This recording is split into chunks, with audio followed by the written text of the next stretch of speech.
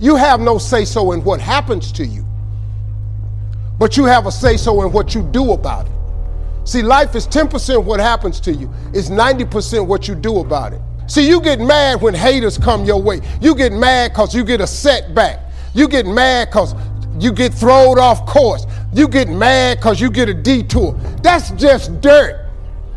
You get mad because they talking about you. That's dirt. You get mad because you lost your mama. That's dirt.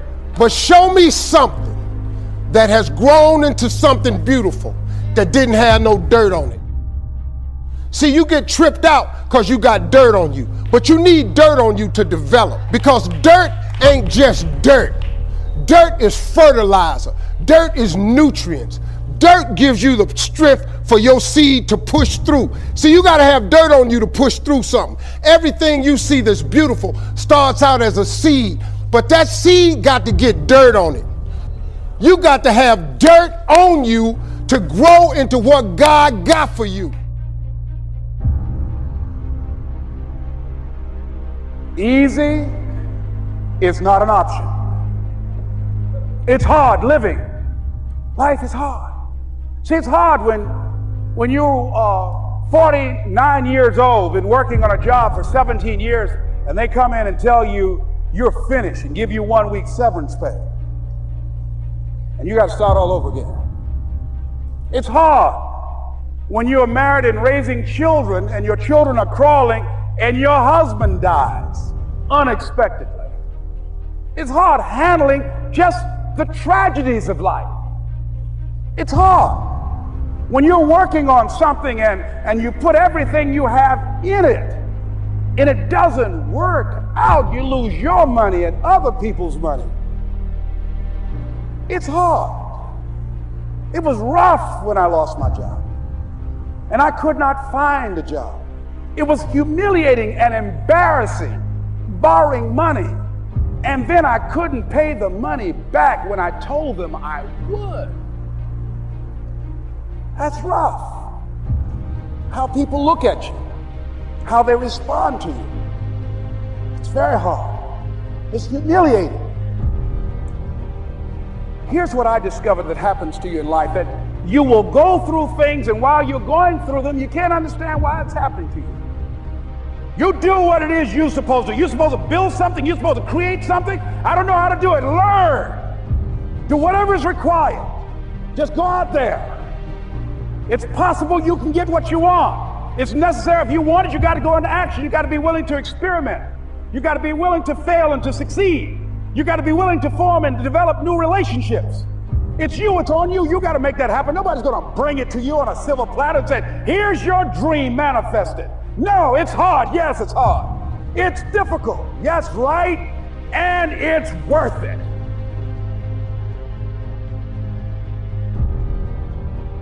I believe the solution to self-doubt is to build something bigger than that doubt, which is to build our self-confidence. And one thing to know about the fact that you doubt yourself is, one, I struggle with it as well. One of the reasons I've had to go learn to build all these tools for myself is because in my life, I've been riddled with self-doubt. That creeps up all the time in our lives. Am I enough? Am I good enough? Do I deserve this? Is this something that's part of my destiny? Should I be doing this? And if you believe in the adversary, I believe the adversary's greatest tool that he could use against you to get you to lose in your life is to get you discouraged and doubting.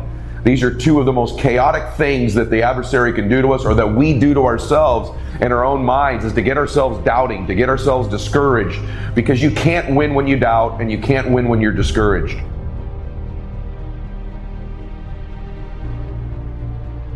As you go through the challenges of life and you look at it and embrace whatever comes to you, don't run from it.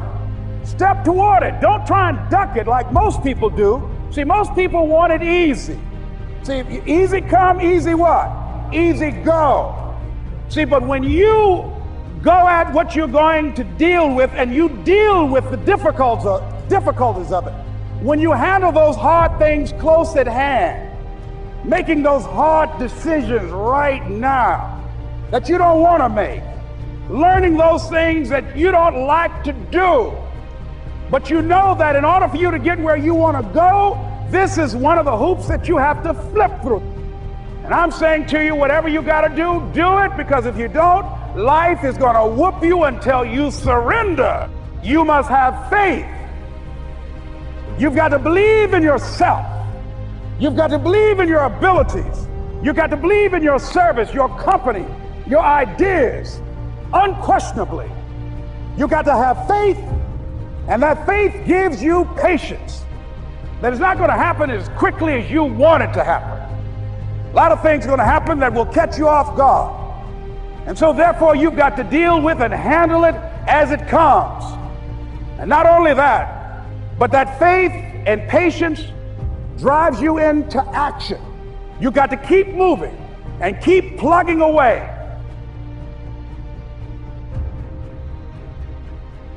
What I found out though about self-doubt is that you don't overcome it, you build something bigger than it, which means you build your self-confidence, and the greater and greater your self-confidence get, it minimizes the impact self-doubt has on us. Now, why is that so important?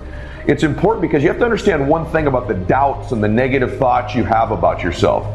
As hard as this is to accept, these are not your thoughts.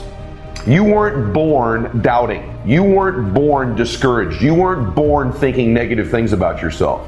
Those were thoughts that were placed in you and given to you by an external source at some time in your life. It could even be our parents. Don't do that. Be quiet. Sit down. Be a good boy. Be a good girl. Maybe it was criticism you received as a little one that you may not even remember to this day. It could have been a school teacher. It could have been ridicule at school from other children.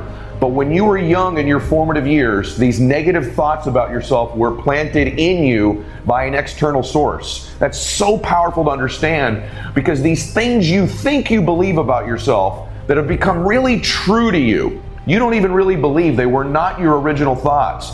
But the power of belief is so incredible in our lives. It's so insidious, because when we have a belief about something, even if it was given to us by somebody else, our mind goes to work on proving to us that this belief is true. So if somebody told you you weren't enough, or you weren't smart enough, or pretty enough, or fast enough, or strong enough, or you don't come from the right place, or you're not in the right culture, the right race, the right religion, the right height, the right IQ as a young person, or you were put down, and these beliefs were given to you, what happens is your mind tries to prove beliefs true, so it finds references. So once you think it, your mind finds an example of your life where you weren't enough, another one where you weren't enough, you weren't smart enough, you weren't pretty enough, you weren't handsome enough, you weren't strong enough. And it finds these references and it builds like a leg, and it's stuck in there as a firm belief. That's why we have to guard our beliefs so preciously, because our mind goes to work on finding these legs, these references, which are real experiences in our life, to prove to us that that belief is true.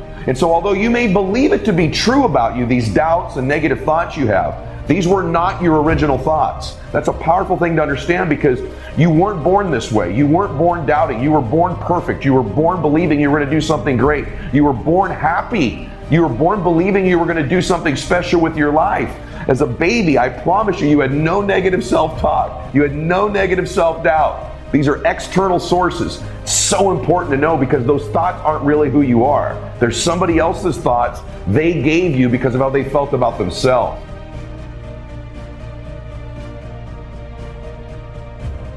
When you're working at your dream, somebody said the harder the battle, the sweeter the victory. Oh, it's sweet to you. It's good to you. Why? See, when it's hard and there's a struggle, see, what you become in the process is more important than the dream. That's far more important. The kind of person you become, the character that you build, the courage that you develop, the faith that you're manifesting. Oh, it's something that you get up in the morning, you look yourself in the mirror, you're a different kind of person. You walk with a different kind of spirit. People know that you know what life is, that you have embraced life. You knew it was hard, but you did it hard. The process of building self-confidence is actually very easy. Self-confidence is self-trust. Self-confidence is building a reputation with yourself, that you keep your word to you, that you keep the promises you make to you. Somebody with self-confidence has a reputation with themselves that I do the things I say I'm going to do. That's where self-confidence comes from.